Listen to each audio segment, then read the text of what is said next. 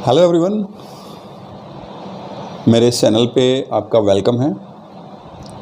सभी को मेरा नमस्कार।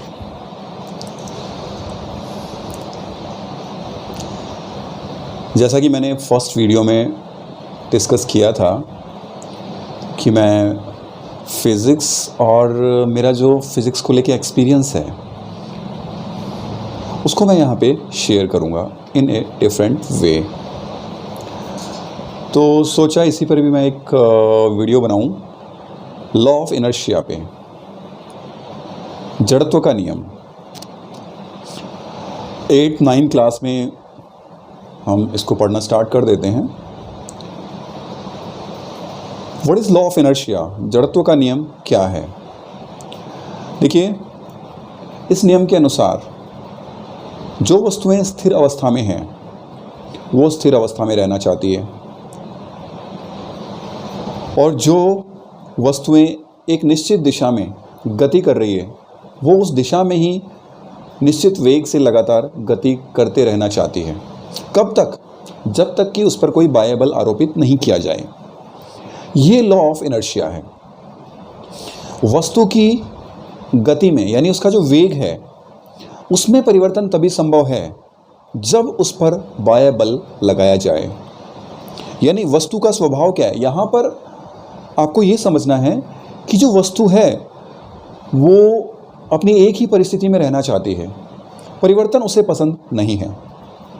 लेकिन अगर आप परिवर्तन करना चाहते हैं तो फोर्स लगाना पड़ेगा, बल लगाना पड़ेगा। वस्तु की स्थिति में, गति में या उसके वेग में परिवर्तन करने के लिए हमें बल लगाना होता है। और वस्तु का जो ये गुण है विरोध करने का, उसे हम कहते हैं इनर्शिया, यानी जड़त्व। तो ये जिन्होंने फिज़िक्स पढ़ी है या जिन्होंने फिज़िक्स नहीं भी पढ़ी है वो इस लॉ को जानते हैं। Everyone nose.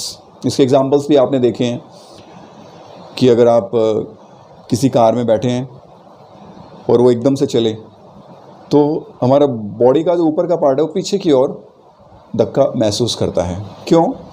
क्योंकि बॉडी स्थिर अवस्था में थी, वो स्थिर अवस्था में रहना चाहती है। पैर पर बल लगा तो वो तो गतिशील हो गए, लेकिन ऊपर के पार्ट पर बल नहीं लगा, इसलिए ये जहाँ था वापस वहीं रहना चाह रहा है। तो प्रत्येक वस्तु अपने वेग में परिवर्तन का विरोध करती है। इस गुण को हम इनर्शिया कहते हैं।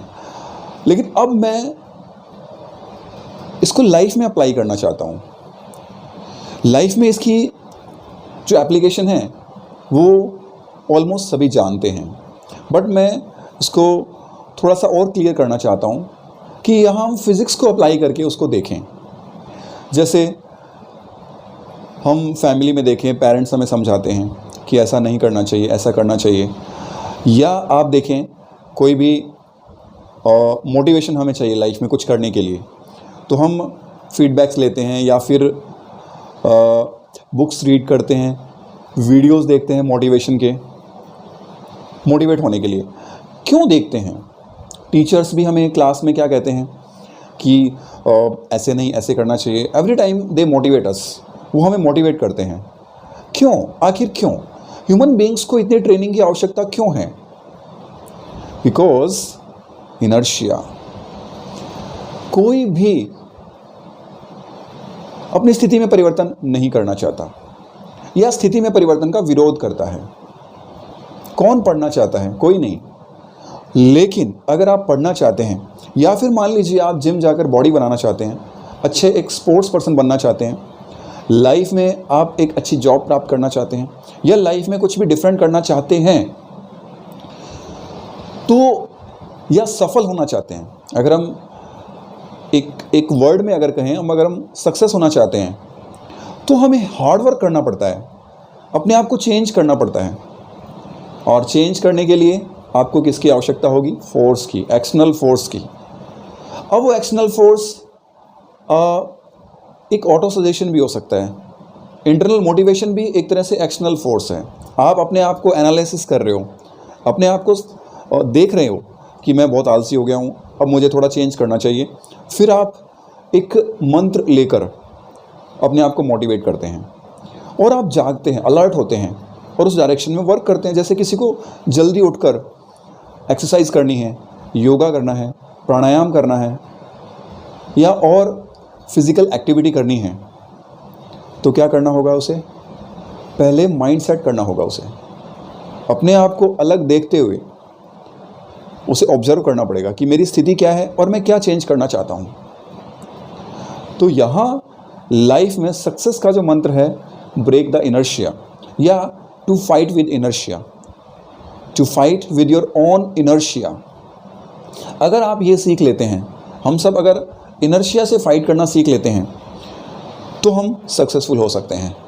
क्योंकि कोई भी व्यक्ति उसी अवस्था में रहना चाहता है, चेंज उसे पसंद नहीं है। तभी तो आप देखते हैं बहुत सारी क्रांतियाँ हुई है, रिवॉल्यूशंस हुए हैं। क्यों हुए हैं? या समाज की कुप्रथाओं को हटाने के लिए बहुत सारे समाज सेवक आए हैं, समाज सुधारक आए हैं।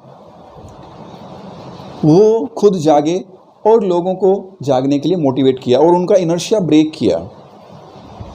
यानी हमें अपने आप को चेंज करने के लिए कुछ एक पावरफुल एजेंसी की आवश्यकता होती है जो आपको पुश कर सके और आप पर फोर्स लगा सके और आपकी जो वर्तमान स्थिति है उसमें परिवर्तन ला सके। तो यहाँ भी लॉ ऑफ इनर्शिया लागू होता है। मैं स्टूडेंट्स के साथ काफ़ी बार ये डिस्कस करता हूँ और वो इस बात को समझते हैं कि हमें इनर्शिया से फाइट करना पड़ेगा। रियल में हमारी मनस्थिति ये है कि हम कार्य नहीं करना चाहते, हम परिवर्तन नहीं लाना चाहते। तो इसके लिए जितने भी आदर्श हुए हैं उन्होंने क्या किया है? समाज के इनर्शिया को ब्रेक किया है या लोगों को इस तरह के विचार दिए हैं कि वो अपने आप में परिवर्तन ला सकें। तो मैं सभी को यही बताना चाहूँगा कि फिज़िक्स का ये जो लॉ है वो समझते हुए हमें मेंटल लेवल पे इसे अप्लाई करना चाहिए। क्योंकि सक्सेस पाने के लिए सबसे पहले हमें उठना पड़ेगा, हमें कुछ करना पड़ेगा। और हमारी मनस्थिति कैसी है? हम कुछ करना नहीं चाहते, तभी तो हमें लगातार मोटिवेशंस दिया जाता है। मोटिवेशंस के जो वीडियोस हैं आप देखेंगे, उनके इतने सारे व्यूज़ हैं। क्यों? लोगों को मोटिवेशन की आवश्यकता है। हमारा जो स्वभाव है उस वस्तु की तरह, एक फिज़िकल बॉडी की तरह, हमारी मनस्थिति भी एक फिज़िकल बॉडी के जैसे है।